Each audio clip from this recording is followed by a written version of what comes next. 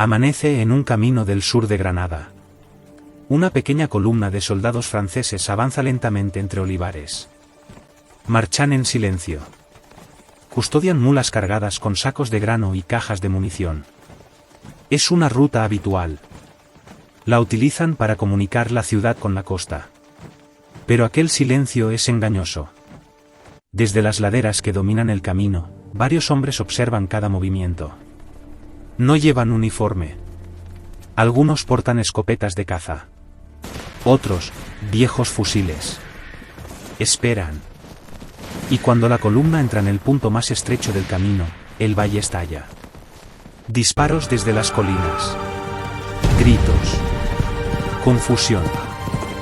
La emboscada dura apenas unos minutos. Los atacantes desaparecen entre los olivos antes de que los soldados puedan reorganizarse. No es una batalla. Es otra cosa. Es la guerra que estaba cambiando el destino de Granada. Una guerra que no se libraba en las plazas de las ciudades, sino en los caminos que las conectaban.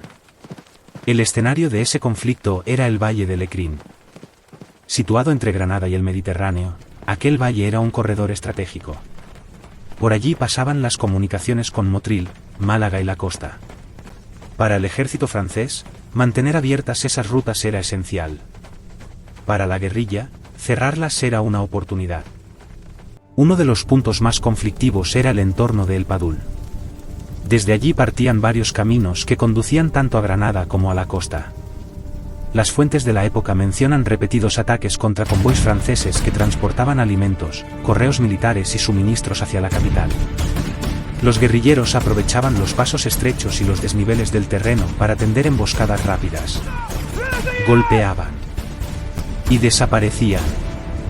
Más al sur, en los caminos que atravesaban Dúrcal, los enfrentamientos se hicieron frecuentes.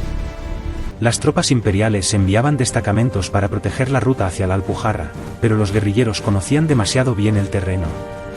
Cada barranco, cada sendero oculto, cada ladera cubierta de vegetación podía convertirse en una trampa. Las patrullas francesas avanzaban con cautela. Aún así, los ataques continuaban.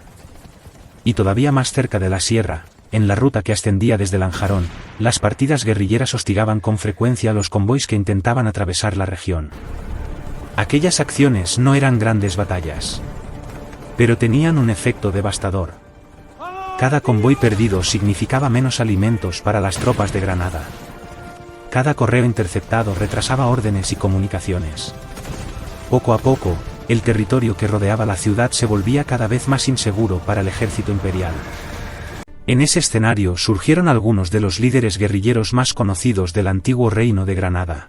Compañeros, los gabachos pretenden quedarse con nuestras cosechas y eso no lo podemos consentir. ¡Todos al barranco de Belenecian para que hablamos con ellos! Uno de ellos fue Juan Fernández, natural de la localidad costera de Otíbar. Fernández organizó partidas que operaban entre la costa tropical, las sierras interiores y los caminos que conducían hacia Granada. Sus hombres conocían cada sendero de montaña y cada paso oculto entre barrancos. Atacaban convoys militares, interceptaban correos y hostigaban a pequeñas patrullas. Su fama creció rápidamente. Durante generaciones, la tradición popular de la provincia conservó una expresión nacida en aquellos años: tener más valor que el alcalde de Otíbar. Pero la resistencia no dependía de un solo hombre. En muchos pueblos surgieron partidas improvisadas formadas por campesinos, alcaldes o incluso sacerdotes. Como en otras regiones de España durante la Guerra de la Independencia Española, la guerra se había transformado en un conflicto irregular. Una guerra sin frentes definidos. Una guerra que podía empezar en cualquier camino. La respuesta francesa fue contundente. Las autoridades militares organizaron expediciones punitivas contra pueblos sospechosos de colaborar con la guerrilla. Hubo registros, detenciones y confiscaciones de alimentos. En localidades del valle como Cozbíjar, Dúrcal o El Padul, muchos vecinos comenzaron a esconder el trigo y otros productos en escondites improvisados bajo los establos o en pequeñas cavidades excavadas en el suelo. Era la única forma de evitar que las requisas del ejército dejaran a las familias sin sustento. Así, poco a poco, todo el territorio alrededor de Granada se fue volviendo cada vez más hostil para los ocupantes. La ciudad seguía bajo control francés. Pero fuera de ella, el dominio imperial empezaba a resquebrajarse. Mientras tanto, en Europa, el imperio de Napoleón Bonaparte comenzaba a enfrentarse a derrotas cada vez más graves. A medida que avanzaba el año 1812, mantener posiciones en el sur de España se volvió cada vez más difícil. Las guerrillas hacían inseguras las rutas. Los recursos escaseaban. Y las tropas francesas empezaban a concentrarse en otros frentes de la guerra. Finalmente llegó la orden de abandonar Granada. En septiembre de 1812, el ejército imperial comenzó a preparar su retirada. Pero antes de marcharse, los ingenieros militares decidieron inutilizar parte de las fortificaciones que habían utilizado durante la ocupación. Durante 2 años habían convertido la colina de la Alhambra en una posición estratégica desde la que controlar la ciudad. Ahora querían impedir que esas defensas pudieran ser utilizadas por el enemigo. En la noche del 16 al 17 de septiembre de 1812, varias explosiones sacudieron Granada. Los zapadores franceses habían colocado cargas en distintas fortificaciones del recinto. Entre las estructuras destruidas se encontraba el castillo de Santa Elena y otras posiciones defensivas utilizadas durante la ocupación.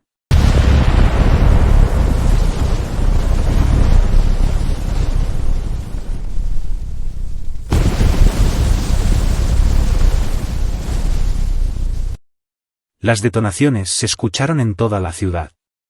Las ondas expansivas dañaron viviendas cercanas y sembraron el pánico entre la población. Era el último gesto de un ejército que abandonaba la ciudad.